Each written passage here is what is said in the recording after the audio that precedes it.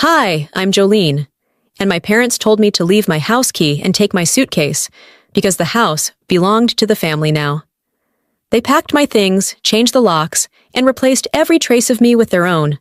But what if I told you that wasn't the worst part?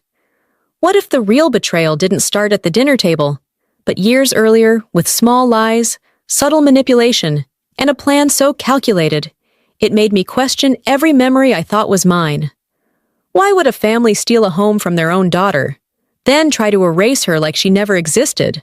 The casserole had barely begun to cool when I stepped back from the stove, wiping my hands on a towel that still smelled like last summer's lavender. I'd been up since 6, scrubbing, folding, arranging, maybe overdoing it. But I wanted it to be right. My first real dinner as a homeowner. My first time hosting the people who'd never really believed I could stand on my own. The table was set with Grandma's old china, the faded blue rims giving it that perfect touch of nostalgia. I had name cards too. Not fancy, just printed and laminated at work. I placed Dad at the head, Mom to his right, and Isolde across from me, like we were at some soft-lit diplomatic summit and not a family fractured by passive aggression.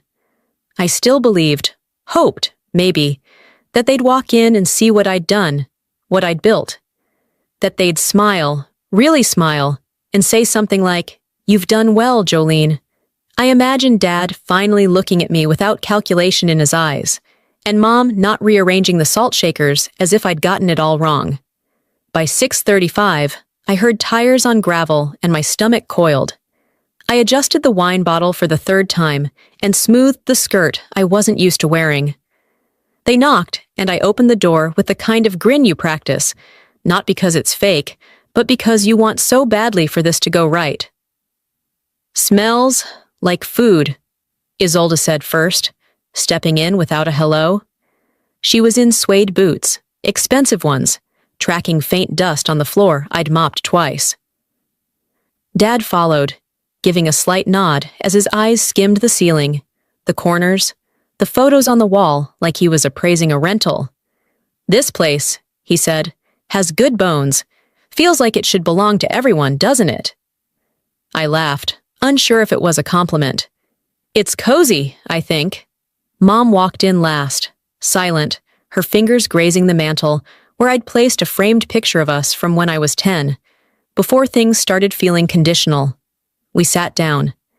The salad was untouched. Isolde scrolled her phone under the table, while Dad asked how I managed to afford hardwood floors. "You know," he said, "a house this size is a lot for one person." I smiled tight. "It's manageable." No one asked about my promotion. During the main course, I caught Mom glancing at the clock. "Everything's cooked," she said eventually.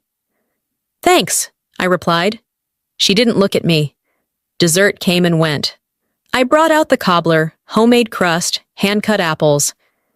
I waited for Dad to say something, anything. Instead, he stood. It wasn't just that he stood.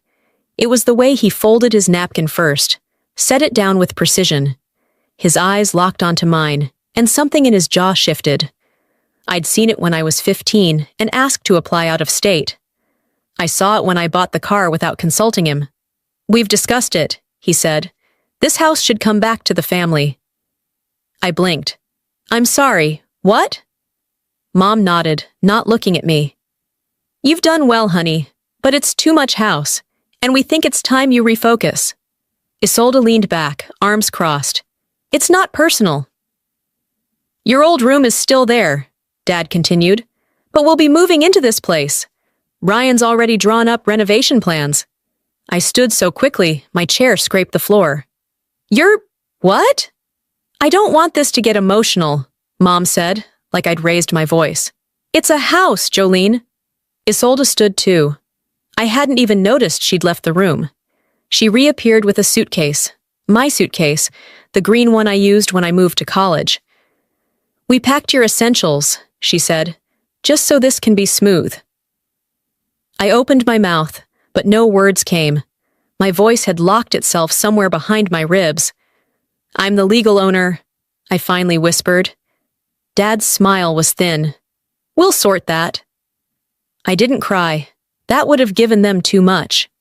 Instead, I walked to the table, picked up my phone, wallet, and the keys I'd polished this morning. I laid the keys gently next to my untouched wine glass. No one said a word.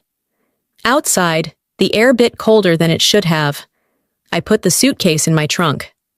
I didn't look back. I drove without a destination, the suitcase thumping in the back with every turn like a heartbeat trying to remind me what was real.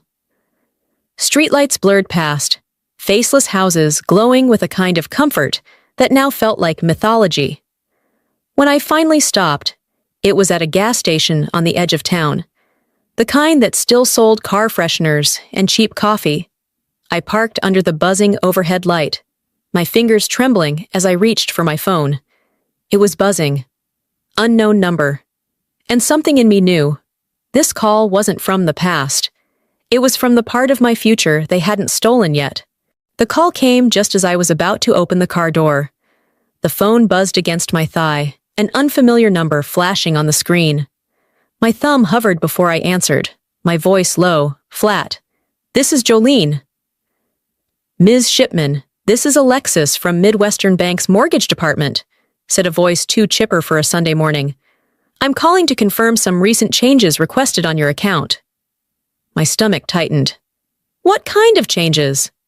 "There was a request to add co-owners to your mortgage and to update the primary contact details. We flagged it because it didn't come through the secure portal, and the information seemed inconsistent." I turned fully toward the windshield, one hand gripping the steering wheel, though the engine was off. "I didn't authorize any changes. I haven't shared access with anyone." A pause. "That's what we thought. You are still listed as the sole legal owner. No co-owners, no power of attorney, nothing shared. We've locked the account for now and logged the attempted change." I swallowed hard. "Do you have the names they used?" "Vernon and Marla Shipman." It wasn't the names that shocked me. It was how unsurprised I felt hearing them. "Thank you for calling," I said, voice steady now. "Please send me documentation." "Of course. And Ms. Shipman, I'm sorry." I ended the call and sat in the quiet. The gas station lights hummed above me, neon buzzing like a bug zapper. I didn't cry. I didn't scream. But something shifted, quiet, like a pin falling in a cavern. I pulled out onto the road and drove. By the time I reached the familiar curve leading into my neighborhood, the sun had fully broken through the clouds, washing everything in a soft gold that felt like mockery.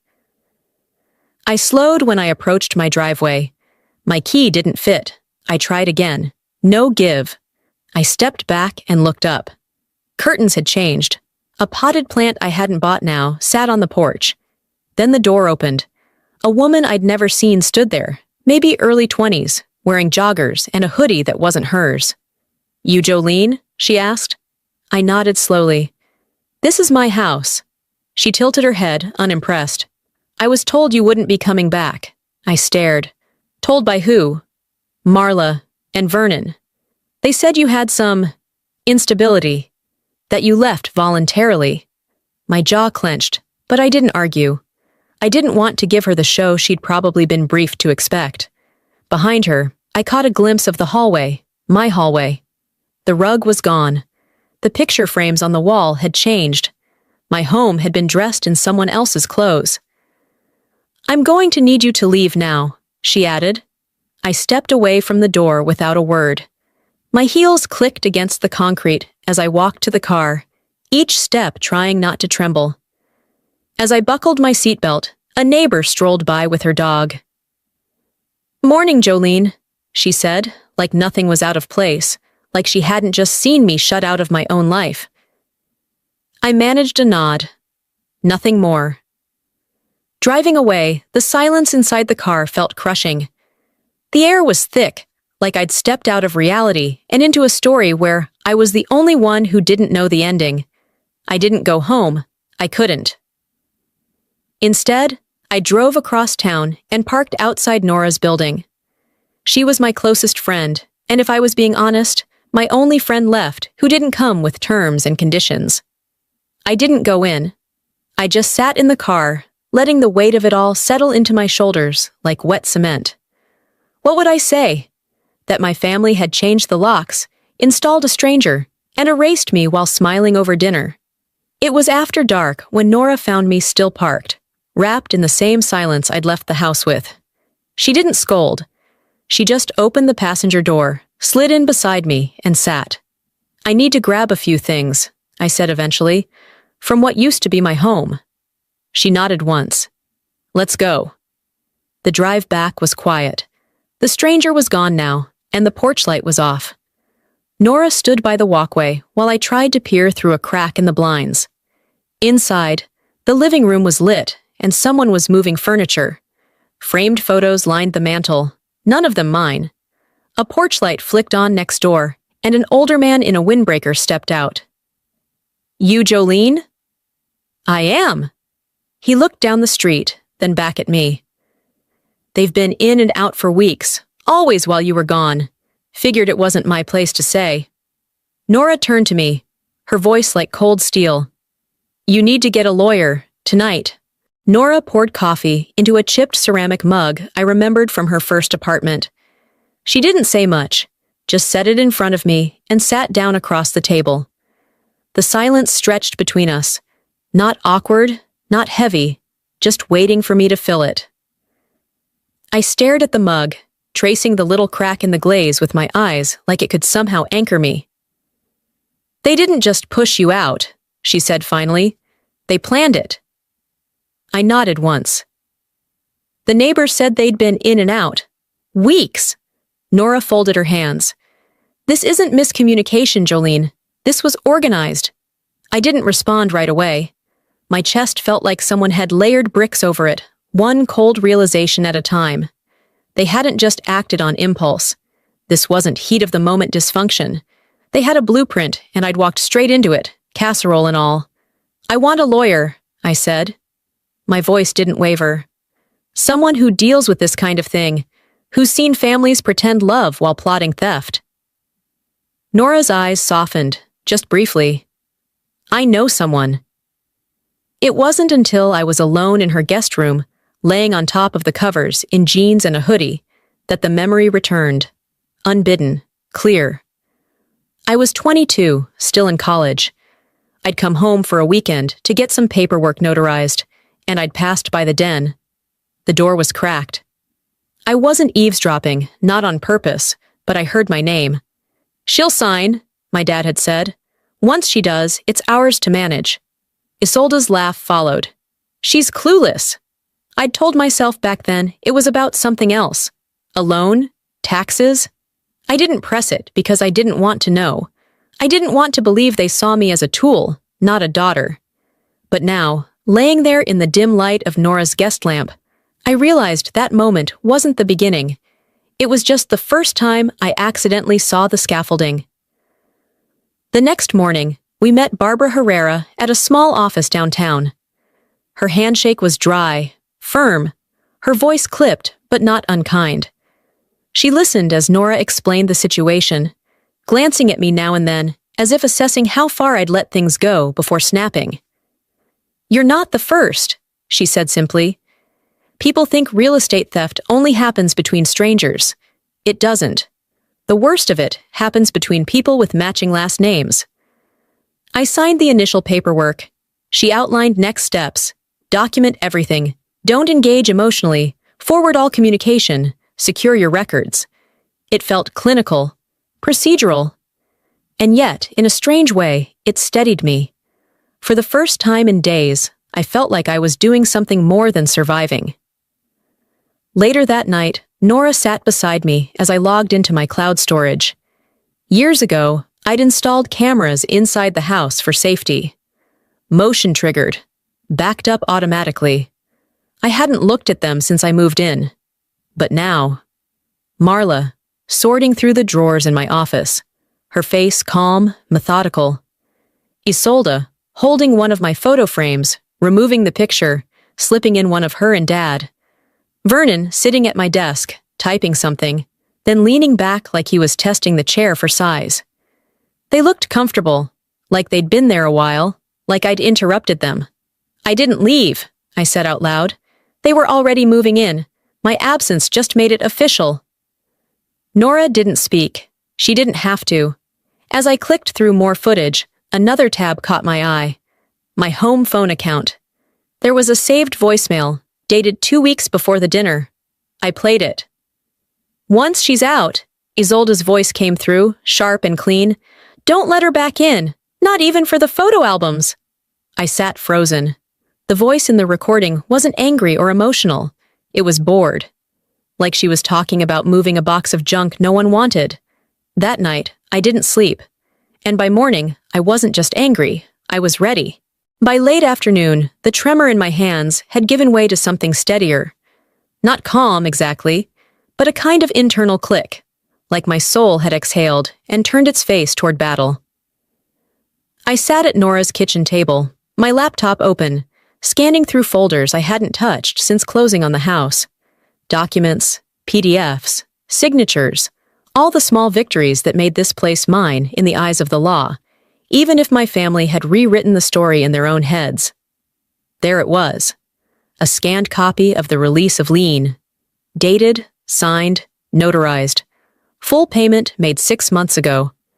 I'd printed it once and saved the hard copy in my file cabinet, but seeing it now on the screen was something else. It was like looking at a birth certificate, proof of existence. I forwarded the file to Barbara with no subject line, just an attachment. Then I added the closing statement from the mortgage company. Then the title deed, marked sole ownership. My name, and only mine, printed in black ink that suddenly felt holy. I sat back in the chair and whispered it, just to hear the words aloud. No more trying to be the good daughter. That evening, I plugged in an external hard drive and began combing through archived footage from my security system. Footage I had mostly ignored after installation. It had recorded motion-triggered clips, small slices of movement I once thought would capture porch thieves or raccoons. Instead, it had captured Marla, my mother, calmly opening the drawers in my home office. Not rifling, not snooping, just opening, closing, evaluating, like a realtor measuring storage space. Then Isolde, placing books on the living room shelves. Not mine, hers. Then Vernon, standing at my desk, unplugging my router and replacing it with one of his name written in faded black Sharpie across a strip of masking tape. They weren't trespassers, they were settlers. Moving in like I had evaporated. I cataloged each clip, naming them by timestamp, saving them to a folder I titled, They Took It. When I shut the laptop, my palms were damp. Not from fear, but from fury so cold it felt clinical. The next morning, over weak coffee, I turned to Nora and said it out loud. "They stole my house." She didn't flinch, just gave a slow nod and replied, "They underestimated you. That's their mistake." That moment didn't come with fireworks. It didn't need to. It was a quiet truth finally spoken aloud, and in that stillness, I felt something shift inside me. I wasn't asking for validation. I wasn't waiting to be believed. I picked up my phone and opened the camera. I hit record. I looked directly at the lens, shoulders squared. "My name is Jolene Shipman," I said. "This is a record of what was taken from me, by people I share blood with. This is not for sympathy. This is for documentation." Then I saved it to the same hard drive. Later that afternoon, Barbara sent over a draft of the cease and desist letter. It was 8 pages long, filled with legal terminology that sounded like poetry to me. I printed it, sat on the floor with my back against Nora's bookshelf, and read every line out loud. "Dear Mr. and Mrs. Shipman and Ms. Isolde Shipman," every sentence read like a correction to the story they had tried to publish about me. "You are hereby notified that continued occupation, manipulation, or claim to ownership of the property located at..." When I finished, I folded the letter in thirds and sealed the envelope myself. My hands shook. I didn't cry. That night, I slept without dreaming. But when I woke at dawn, the phone was already ringing. My screen lit up with Vernon's name. I let it go to voicemail. When it buzzed a minute later, I listened. "You just started something you won't be able to finish," he said. Voice low, measured. And for the first time, I smiled. Because finally, I was being heard. The voicemail sat in my inbox like a grenade with the pin half pulled. I didn't play it right away.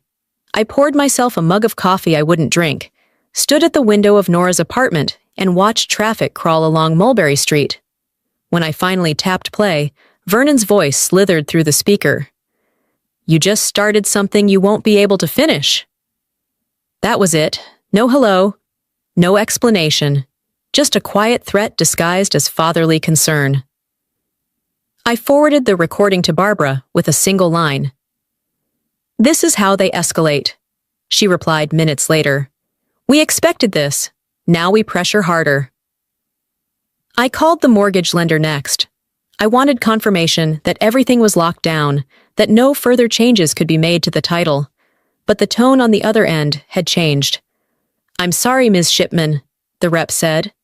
"Due to the legal involvement, we're unable to provide additional information without formal request from your attorney." The bank had gone quiet. Nora didn't sugarcoat it. "They're making noise behind the scenes, trying to contain the story, keep it in the family." I nodded. "Well, it's not in the family anymore." Barbara filed the affidavit with the county clerk by noon. I signed the form in ink that bled just a little on the page. There it was.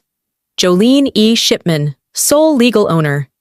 I stared at the signature line for a moment after the pen left the paper. It looked like mine. It felt like mine. This wasn't permission anymore. It was a declaration. Around 3, I texted Clayton.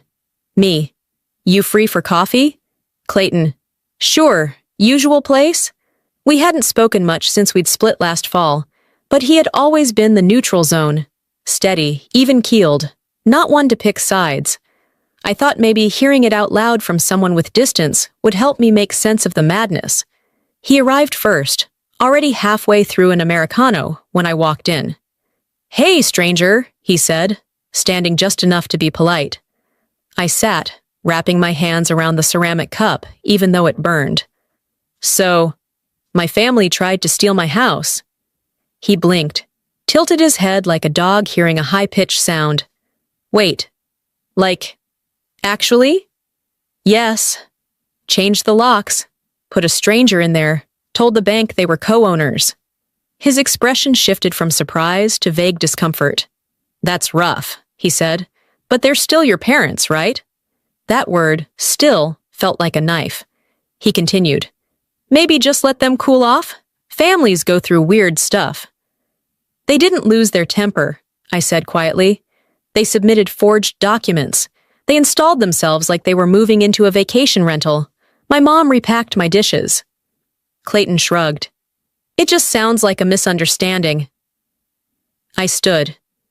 "People who don't believe you when you speak softly," I said, "don't deserve to hear you roar." His mouth opened, but I was already walking away. Back at Nora's, I sat on the floor, papers and post-it notes spread out like a crime board. She joined me, still in her court shoes, unbothered by the clutter. "Restraining order?" she asked. "Maybe. At least a lien protection filing. I want layers. I want their legal feet tangled every time they try to move." She nodded. "Good. They're counting on you to stay emotional. This isn't personal to them, it's transactional." Her words stuck, not because they were new, but because I finally believed them. I pulled up the voicemail again, the one where Isolde had said, "Don't let her back in, not even for the photo albums." She wasn't angry in that recording. She was bored, efficient. And now I understood why. That night, I tried logging into the smart system for the house. My credentials were denied. Password changed, settings wiped. It was no longer Jolene's house. It was renamed Tate Family Home. I drove by just after sunset. The porch light was a different hue, my soft amber replaced by harsh blue-white. Through the front window, I could see new portraits lining the wall. Family photos, not mine. There were pictures of Vernon and Marla, beaming in outdated poses. One of Isolde and her dog. A sepia-toned wedding photo of my parents. My face? Absent. Erased. And that was when I realized They weren't just evicting me from the house. They were rewriting the story entirely. By mid-morning, the cold was already biting. Not sharp like winter's peak, but the kind that lingers around your wrists no matter how deep you bury them in your coat. I parked across the street from what used to be my home. Not a home now, just a structure. A space I'd built with purpose and pride, stripped and hollowed by people who called themselves family. In one hand, I held a manila envelope. Inside it was the cease and desist letter Barbara had finalized, along with supporting ownership documents.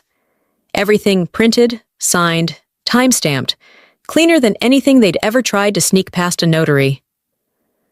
I didn't walk up to the door. I passed the papers to the sheriff's deputy, who nodded curtly before heading up the path. I stayed on the sidewalk, the smell of pine mulch from the neighbor's yard mixing with the bitterness of exhaust from passing cars. As the deputy knocked, I looked through the front window. They'd taken it further. My photos were gone. The one of me standing with my degree beside my car, the car I paid for myself. Gone. The art I'd hung over the fireplace replaced with some generic mass-printed barn scene. Storage bins that once held my camping gear now had taped labels in unfamiliar handwriting. Their handwriting. They hadn't just moved me out. They were deleting me. I turned to leave but caught something in the alley behind the fence. A corner of a bookshelf, mine, propped awkwardly next to two garbage bags. I stepped closer, the cold sharper in the shadowed space between garages.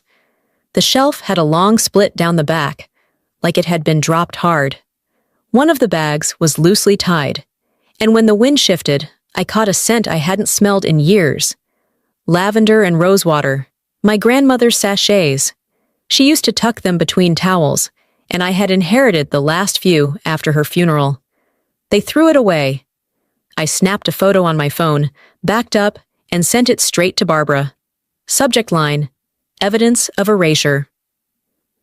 By early afternoon, Nora and I were back at her apartment. Papers spread across the floor like a quilt of consequence. Barbara joined us via speakerphone. I laid out the title deed again, the payoff statement, the clean chain of ownership. This, I said, tapping the closing date, is when it became mine. No cosigners, no shared debt, no transfer agreements. Barbara's voice came through crisp. Good. We'll present this with the footage. I nodded, voice calm. I don't need to scream. The paperwork speaks louder. That evening, we stood across the street again. This time, the sheriff's office delivered the formal orders, legally binding notice to vacate or cease further claim. Two officers knocked. One waited by the gate. Vernon answered, stone-faced. Marla stood just behind him, arms folded like she was bracing for a storm. This house was always meant for the family, Vernon told the officers. She's emotionally unstable. Ask anyone.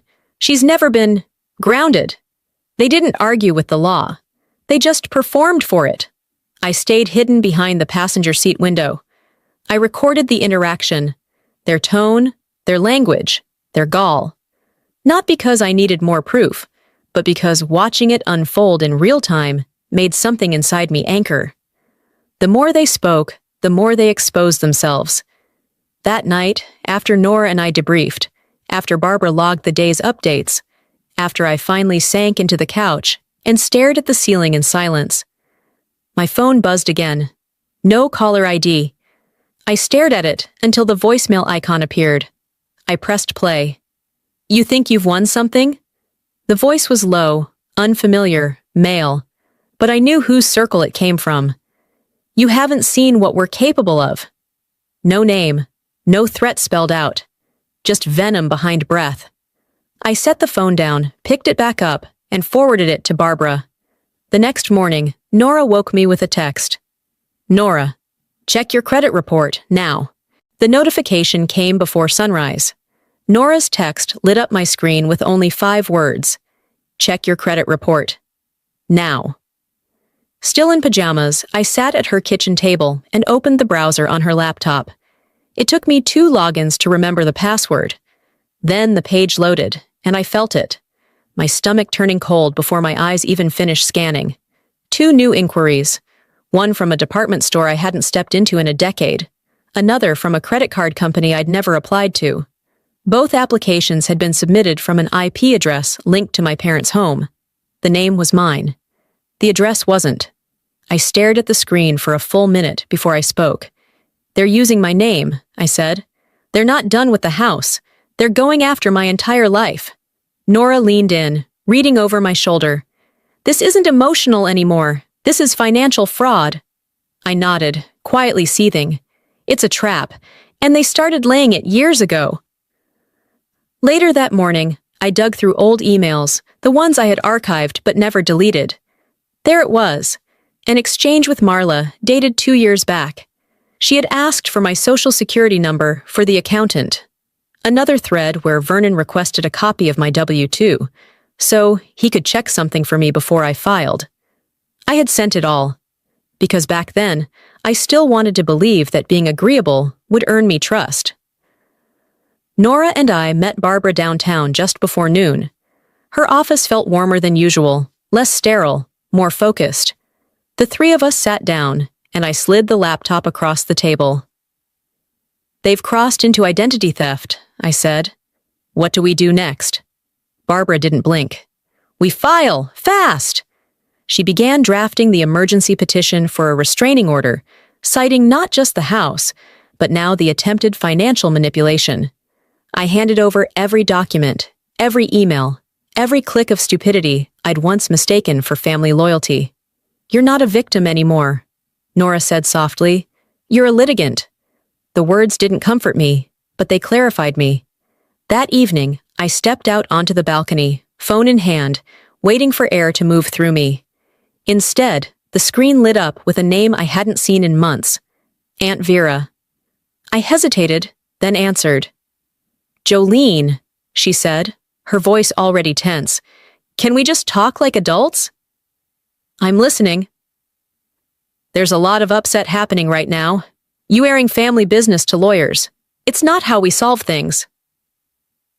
"I tried solving things at a dinner table. You remember how that ended?" She sighed. "Look, I'm not defending what they did, but you need to understand how this looks. You, filing lawsuits, police reports, you're making yourself look ungrateful." My breath caught. Then I exhaled through my teeth. "Gratitude doesn't include silence when someone steals from you." She said my name again, softer this time, like she could undo it all with tone. "I'm done, Vera," I said. "I'm not your project. I'm not their puppet. I'm the only person in this family who's done everything without stealing it first."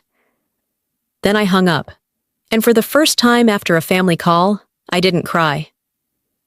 After dinner, Nora and I sorted through folders on her desktop when an email pinged into my inbox. The subject line read, "Evidence, play in private." There was no message, just a single audio file. I looked at Nora, my pulse beginning to climb. "Someone sent me a recording." She leaned forward. "Play it." My finger hovered over the screen. Then I hit play. At first, all I heard was the background hum of a car. Then Vernon's voice, calm as ever, filtered through the speakers. "We start with the key," he said, like he was discussing what to pick up from the hardware store. "Once she's out, change the locks and slowly shift everything. She'll push back, but it won't hold in court if it looks like a family matter." Isolde laughed. "She'll cry first, then she'll call a lawyer." "By then," he replied, "the narrative's ours." I didn't move. Nora was frozen across the table, eyes wide, mouth parted just slightly. The audio played on for another minute. Details about when to switch out the Wi-Fi, who should handle utilities, even how to reassign my personal possessions. None of it was emotional. None of it sounded like a father and daughter. It was a strategy session. When the recording ended, I saved it in 3 separate locations. We sent it to Barbara immediately.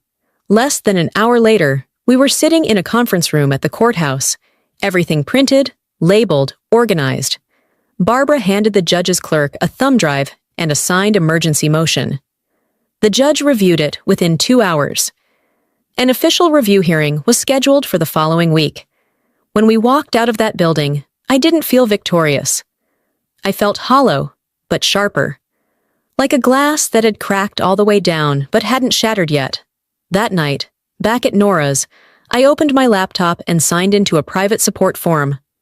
I'd been a silent member for months, a voyeur of other women's unravelings, financial abuse, emotional coercion, estate manipulation. I posted a redacted version of my story, just the facts, no names, no sentiment. By morning, it had over 300 comments. I thought I was crazy. This happened to my sister. My parents did the same thing, only I didn't catch it in time. I didn't respond to all of them. I didn't need to. Just knowing I wasn't the first, or the only, was enough to pull some oxygen back into my chest. Later that afternoon, a reporter from Denver messaged me privately. "Hi Jolene, I saw your post in the forum. We're doing a series on financial fraud inside families. Would you be willing to speak, even off the record?" I didn't reply, but I didn't delete the message either. At some point between lunch and sunset, the ripple reached them. Vernon got a call from an old business partner. Barbara told me he looked like he'd been blindsided. The man asked, "Is that your daughter in the post about real estate fraud?" He didn't answer. Just ended the call. Marla texted me later. One word. Why? I stared at the screen, then locked it without typing back. Isolde, I learned, had been removed from the speaker list of a women's leadership conference she'd been bragging about for months. The email had circulated. Someone forwarded it to me anonymously. Apparently, being associated with a legal case involving family property theft didn't sit well with their board. That night, I sat on the windowsill of Nora's apartment and opened the courthouse portal. My case was officially updated. My name, my documents, my scheduled hearing date. I read it 3 times, let it settle in my bones, then closed the laptop. "This is mine," I said aloud. Not the case. The story. The courthouse looked different that morning. Same stone walls, same columns, same sterile benches inside. But I wasn't the same woman walking through its doors. Barbara met me at the front steps with 2 manila folders tucked under her arm, crisp blazer pressed so sharp it could slice air. Nora followed behind her, clutching a slim notepad, even though she wouldn't speak. She was there for presence, for balance, for the memory of every time they told me I imagined it. We passed through security and waited outside the courtroom. I pressed my palms against each other to ground myself. No trembling today. I wasn't afraid. I was ready. "Let them say it," Nora whispered. "Let them say it with their own mouths." Inside, the room was colder than I remembered from my clerkship days. Vernon sat at the defense table with a different suit than I expected. Less polished, more performative. Marla was beside him, her eyes flicking from the judge to the floor. Isolde sat on the other side, legs crossed, jaw tight. The bailiff called the case. Barbara opened. She didn't waste time, just presented the timeline, the documents, the audio recording of Vernon and Isolde coordinating the takeover. Then the judge asked Vernon to speak. He stood like he belonged there, like this was just another boardroom. "We supported our daughter for years," he began. "This is a misunderstanding. We were trying to protect family assets." Barbara interrupted him, politely but firmly. "Mr. Shipman, do you deny submitting false ownership claims to Midwestern Bank?" "I deny any criminal intent," he shot back. If she had just listened, none of this would have happened. His voice cracked slightly on that last part, just enough for the judge to glance over the top of her glasses. Then came Isolde's turn. She adjusted her scarf like it mattered, then said, "I was only helping my parents organize the property. The place was always meant for the family. Jolene doesn't even like entertaining. It's not like she used that office anyway." Barbara raised a single printout, a photo of Isolde removing folders labeled with my name, placing them in a box with her initials scrawled on the side. The judge leaned forward. "You believed the space was yours?" Isolde's eyes faltered. It felt like shared responsibility." "You're not on the deed," the judge said. Are you? Isolde didn't answer. Finally, it was my turn. I walked slowly to the stand, took the oath, sat down, and then I spoke. Not as the woman who got locked out of her home, but as the one who built it. I bought that house alone. I paid every mortgage installment myself. My father and sister entered my home without permission. My mother packed up my belongings while I was at work, and when I questioned it, they called me unstable. I paused, let the silence do its work. They didn't just try to take a house, they tried to erase the woman who built it. No dramatics, no tears, just truth. The judge took a beat before speaking. This court finds sufficient evidence that Ms. Shipman is the sole legal owner of the property. The court also finds grounds to uphold the temporary restraining order and opens inquiry into possible financial misconduct. Vernon inhaled sharply. Marla didn't look at me. Isolde clenched her fists under the table. I didn't react, not in that room. Outside, under the bright midday sky, a reporter caught me just before I reached the car. Ms. Shipman, do you consider this justice? I looked into the lens and answered without hesitation.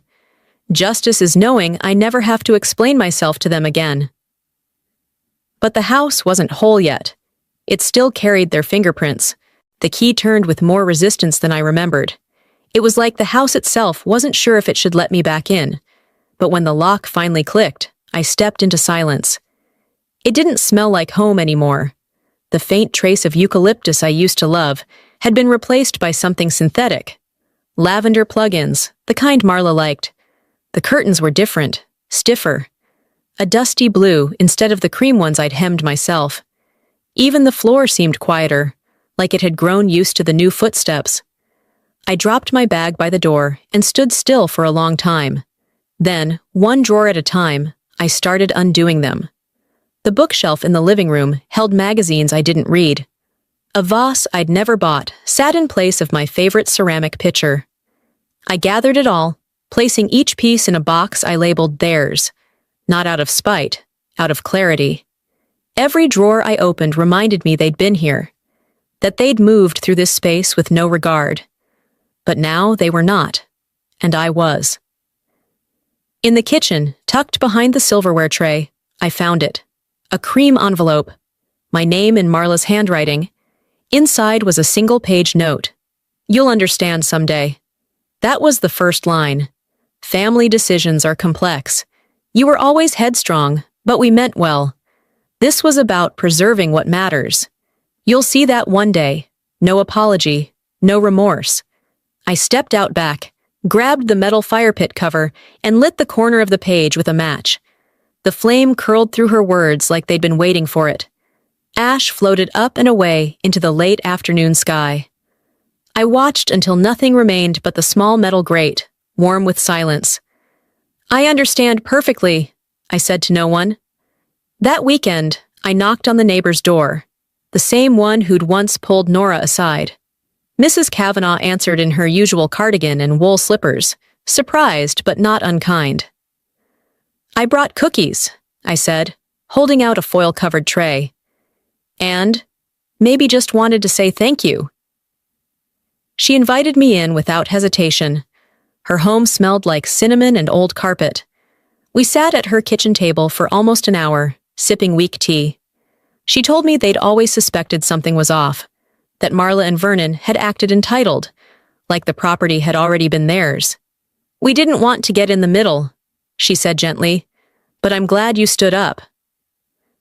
I walked back across the lawn with a strange new feeling growing in my chest, something like belonging, not to a family, but to a neighborhood, a place. On Monday morning, Barbara called. The state's financial crimes unit is moving forward. They've seen the forged applications. If it connects directly to your father, there could be formal charges. I nodded, pacing my living room with bare feet. I'm not after revenge, I told her. I just want it recorded. I want the truth to have a timestamp. That week, I decorated the house for Thanksgiving. I started simple, garlands on the banister, a new wreath on the front door. Then photos, not of blood relatives, but of Nora, of Mrs. Kavanaugh, Even a snapshot from that afternoon with Barbara, smiling in the courthouse parking lot, triumphant in quiet ways. Each frame was a quiet correction. The house began to warm again, not from heat, but presence. Then, just before dusk on Wednesday, I found something on the porch. A manila envelope, no return address. Inside was a photo. My childhood bedroom, as it looked when I was 10. But this time, a red X was marked in thick ink across the bed. I stood there for a moment, thumb grazing the corner of the photo. It didn't frighten me. I was exhausted. But this time, I wouldn't be running. The envelope was still sitting on the console table when I woke up. I hadn't touched it since placing it there the day before. Just the idea of it, my old bedroom marked with a red X, had said more than any threat ever could. I brought it with me when I walked down to the station, filed the photo, explained what it showed, what it meant. The officer nodded, typed, logged it. But without a clear sender, no direct threat, there wasn't much they could do. "It could just be symbolic," he said gently. "I know," I replied. "That's why it's worse." Later that week, while I was stringing white lights across the porch railing, Isolde showed up. No warning, no text. Just her car pulling up, engine still warm when she stepped out. She didn't bring anything, not a gift, not a peace offering. She just stood there, holding her purse like it might hold the version of herself she wanted me to see. "I was nearby," she said. I didn't answer. Thought maybe we could talk. I held her gaze for a moment, then stepped aside just enough to let her pass. She walked in slowly, scanning the walls. Her eyes paused where new photos now hung, me and Nora at the courthouse, a Polaroid of me with Mrs. Kavanaugh from Thanksgiving. She sat on the edge of the couch, hands folded. "It's quiet in here." "Most peace is." She hesitated. "I'm not proud of how things happened. None of us expected it to get legal." I sat across from her. "You're not here for me. You're here to control the story, to soften it before it spreads further." Her mouth twitched. "You think that's all I care about?" "No," I said. "I think you care very much about being perceived as the better daughter." She exhaled. "Maybe I was jealous. Maybe I didn't think you deserved the house." "There it is," I said quietly. She looked away. "That doesn't mean I wanted it to go this far." "But it did, and you let it." She opened her mouth, then closed it again. I leaned forward. "You don't get to rewrite your role just because I survived it." That night, a Christmas card slid through my mailbox. Cream-colored envelope. No return address, but the handwriting was unmistakable. Marla's. Inside was a generic winter scene, and below it, in neat cursive, "Wishing you clarity and peace." From Mom. Tucked inside was a printed quote, "Forgiveness is the scent the violet sheds on the heel that crushed it." "No, I'm sorry. No ownership." I didn't respond, not out of anger, not out of bitterness, but because forgiveness doesn't always require reconnection. A few days later, Nora and I strolled through the holiday market near downtown. String lights glowed against the snow-dusted roofs, and the air smelled of pine and cinnamon and roasted nuts. We paused by a booth selling handmade mugs. "You never spoke publicly," she said, gently lifting one with a crooked handle. "I didn't need to." She nodded. "Sometimes survival is the louder message than retaliation." I smiled. The silence I chose wasn't weakness. It was clarity. Back home, I installed a new security system. One I chose, configured, tested. Then I replaced the old curtains, the ones they'd hung in their attempt to rebrand my life. I added stained glass to the windows they used to look through. And then I rolled up the rug in the living room, the last thing they'd left behind. Underneath, my hardwood floor was scratched, imperfect, but strong. Mine. I stood there in the quiet, barefoot on that old floor, and felt something shift. Not closure. Not a neat ribbon tied around the mess. But peace. On Christmas morning, the sky outside was soft gray, snow layering the sidewalk like powdered sugar. My phone buzzed. Nora. Brunch at my place. Chosen family only. I didn't bring a gift. I brought peace. And this time, it was enough. Nora opened the door with her usual sideways smile and a mock scowl at the snow collecting on her front step. I handed her a small bouquet of winter greenery and pine cones, bundled with a ribbon I found in my kitchen drawer. "No gift?" she teased. "I brought peace," I said, "and I don't wrap that anymore." Inside, her place was loud in all the right ways. Laughter from her sister-in-law in the kitchen, jazz playing low in the background, a toddler dragging a stuffed bear across the floor with dramatic flair. The air smelled like cinnamon rolls and brewed coffee, and for the first time in years, I didn't feel like I was preparing myself for something to go wrong. These aren't people I share blood with, I thought, as I sipped cider in the corner, watching Nora orchestrate brunch like a general with a gentle baton. But they're mine. When I returned home that afternoon, the stillness didn't bother me. I lit a candle near the front window and sat on the floor with a notebook in my lap. The light filtered through the stained glass I'd installed, amber, teal, and a single triangle of red. Every color warmed the hardwood like a quilt. I walked from room to room, not to inspect, not to clean, just to be in them. The office where I used to write late into the night was now both workspace and sanctuary. The living room no longer felt like someone else had moved the furniture just slightly wrong. The kitchen? Mine again. Every drawer labeled the way I preferred it, with no one rearranging spices or suggesting I didn't really need a second colander. The house didn't change. I did. And that was enough. 3 days later, I checked my mailbox and found a card from an old college professor, someone I hadn't heard from in years. Inside was a handwritten note and a quote tucked neatly into the corner. "Freedom is not the absence of memories. It's knowing they don't own you anymore." I pinned it to my new corkboard, next to affirmations written by women in the support group. Phrases like, "You're allowed to close doors," and "Some survival looks like silence." That same afternoon, I received one last letter from Vernon. His handwriting was as rigid as I remembered. The lines were clean, only a few sentences. I shouldn't have let things get that far. I was trying to protect what I built. I didn't realize how much of it was yours. There was no "I'm sorry," no acknowledgement of what he had done, just enough words to sound like regret. I read it once, then filed it away in the back of a drawer. Not all doors have to be closed, but some don't need to be reopened.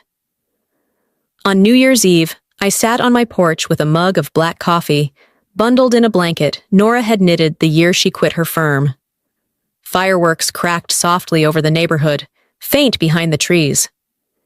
"They tried to take my house," I whispered, "and nearly succeeded. But they couldn't take the woman who built it." I watched as the lights faded and the sky settled. Then I stood, walked inside, and locked my door. Not in fear, in peace. This home doesn't need to be explained. It just needs to be mine. And now, it is. If there's one thing I've learned from all of this, it's that boundaries don't make you selfish. They make you free. Sometimes the people we love the most are the very ones who teach us how important it is to say no.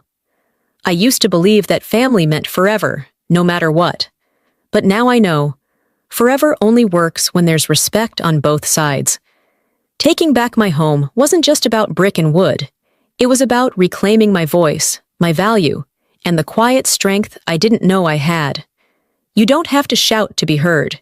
You don't have to win every argument to reclaim your worth. Sometimes, just standing your ground is the loudest truth there is. And maybe you've been through something similar, being dismissed, overwritten, or treated like you didn't belong in your own story. If you have, I hope this reminds you that it's never too late to draw the line and rebuild. What about you? Have you ever had to choose between keeping the peace and keeping yourself?